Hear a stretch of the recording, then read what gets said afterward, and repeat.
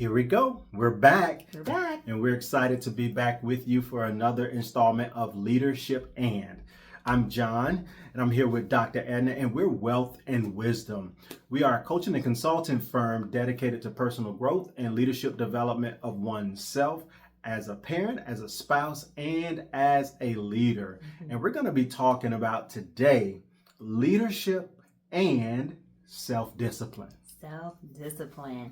And you know, these conversations are really fun for us because they really just come up because we were talking about something or we saw something on TV or whatever, and we're like, we should talk about that. Right. So this conversation really kind of came up. So one of the things, if you are familiar with something called Strengths Quest, well, it used to be called Strengths Quest, and now I think it's called Strengths Finders, where it gives you your top 5 strengths, and then it identifies for you some of the areas of development and opportunity for you. So I have taken the Strengths Quest or Strengths Finders, and one of my top 5 strengths, actually, it's come up as number 1 several times throughout the year, is discipline. And so that might sound like a really good thing, and yes it is.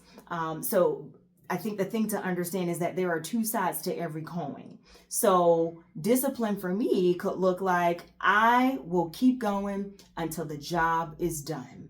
I do not stop until it's over. I can work all day and I don't realize that my feet are hurting until the day is over, until I say goodbye to everybody. And then it's almost like something in my mind triggers and says, you know what, I think my feet hurt. So that is how discipline, and I've always been that way my whole life, that I'm just, if I put my mind to something, I will not stop until it's done. Now that's the positive side, because you can expect me to finish, you can expect me to execute, and you can expect for it to be well done. The other side of that coin is that in order to do that and to have that level of discipline, there's something that's got to give. So there's something that I have deprioritized or am not giving that same level of attention to that I have had to pay attention to over the years. So I have had to learn over the years how to manage my self-discipline so that I don't deprioritize the wrong things at the wrong time, if that makes sense. It makes sense. And so with that, what I'm hearing is creating that discipline balance. Yeah. That discipline balance. Yeah. And so managing what you put your priorities in, but also keeping in perspective that there are other areas that we can't deprioritize. That's right. So finding that balance between a task and finding that balance between parenting, finding that balance between a task and finding that balance between spousing, being a husband, being a significant other to your spouse. And so one of the things we had to do was just find that balance, because we have goals and career aspirations, but we also have each other. And we also have 2 beautiful little ones who love to be involved in other activities. And so, and I consider myself a pretty disciplined person. On a given day, consistently, I wake up about 4:30, 4:15, just to... Not me. And I'm pretty consistent with that, just to get time for me, for my devotion, my spiritual disciplines of prayer, spiritual disciplines of reading the Bible, spiritual disciplines of reflecting, and really trying to get an understanding before they wake up. Okay, God, what does my day look like being orchestrated by you? So that's my spiritual discipline. And then at 5:30, we're working out. She hates it. We work out. But I get up. And that's another thing about discipline, is that there's a difference in discipline and motivation. Am I motivated to get up at 5:30? I be rolling my eyes. No. I don't want to get up. I got to put these sneakers on. I got to roll out of the bed, all of that stuff. But I get up. I don't want to do it, but I get up because it's important, and it's something that I have prioritized in my life to make sure that there is a level of consistency there. I'm glad you mentioned that, because one of the things that I was telling him about was when we decided to hold off on starting a family. So I went straight through bachelor's, master's, and PhD programs in a matter of 10 years. So 4 years for undergrad, 2 years for master's, and 4 years for PhD. And during we had already been married between the master's and the PhD, and we decided that we weren't going to start a family because Edna Jones Miller, with that level of discipline that I mentioned to you, I'm not going to stop until I finish. And then she had in her mind that she was going to get all 3 of these degrees before the age of 25. I did. I missed it by a couple months. That's discipline. But that's all right. 26. I was 26. I missed it by a couple months. That's discipline. And discipline requires a lot of support too. Yes. And so while she was, we sat down and talked, hey, like, babe, I'm getting through my getting through my bachelor's, starting my master's, and going into my doctorate.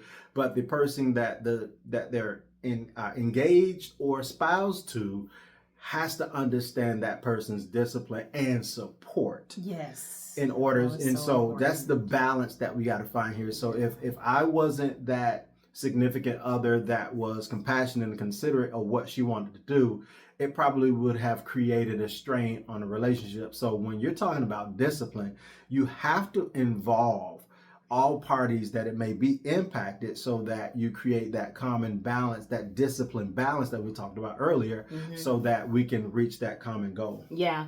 And one of the other things that we talked about when we were having this conversation was around the importance of understanding the connection of discipline in terms of your private discipline is really going to show itself in public. Yeah. So whatever habits that you have in private, whatever routines you have in private, whatever things that you are focusing on and prioritizing on in private, they are going to show themselves in public some sort of way. So I think when I think about that, one of the things I think about is parenting and the conversations that we have with our girls.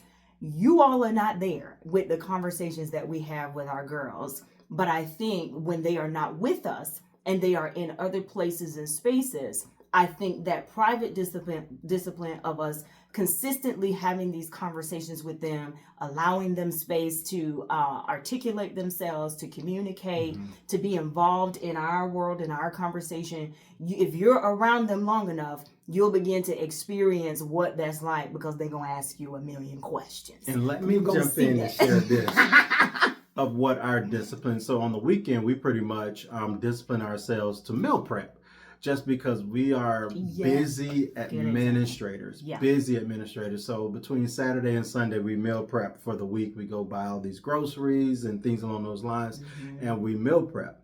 So talking about discipline, this past week, for the last 2 weeks, our youngest daughter decided she wanted to meal prep just because she knows she has volleyball practice and she doesn't want to do all of those things after volleyball practice. So she disciplined herself on Sunday and packed all of her lunches, her snacks, and everything and put it in Ziploc bags for the entire week. She labeled them. She put Monday, Tuesday, went on all of the bags. She had everything, just as we do with our food prep.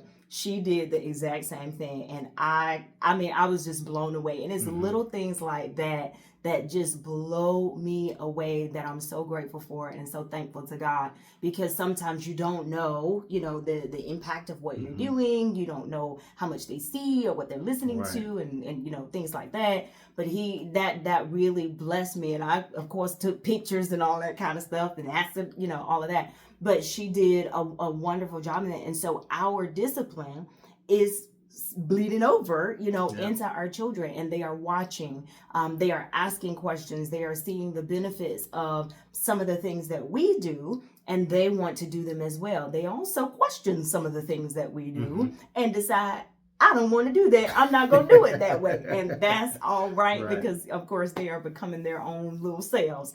And we thank God for that. So that's really kind of what we want to leave with you. Again, is the connection between your private disciplines and how that's going to sort of display itself in public. And if you want a positive outward expression, the inward self-discipline has got to be there, whether that's if you're trying to lose weight, if you want to go to school, if you want to start a business, if you want to, get a promotion on the job, whatever it is that you are looking to do, you've got to have some level of self-discipline to be able to accomplish those goals. And again, like John said, you got to be balanced in that to ensure that at the right time, the things that need to be prioritized are prioritized, and you're not leaving anyone or anything behind, but that you are prioritizing well. And so you can definitely follow us on all the social media platforms, Wealth and Wisdom Live on Instagram, Wealth and Wisdom Live on Facebook. And you can go to our website, wealthandwisdomlive.com, to further connect with us on how we can best support you and your organization in providing that support that you need from a coaching and consulting perspective. And so with that, may you be inspired to live richly every day. We're excited to have you, and we look forward to the next one. All right, take care.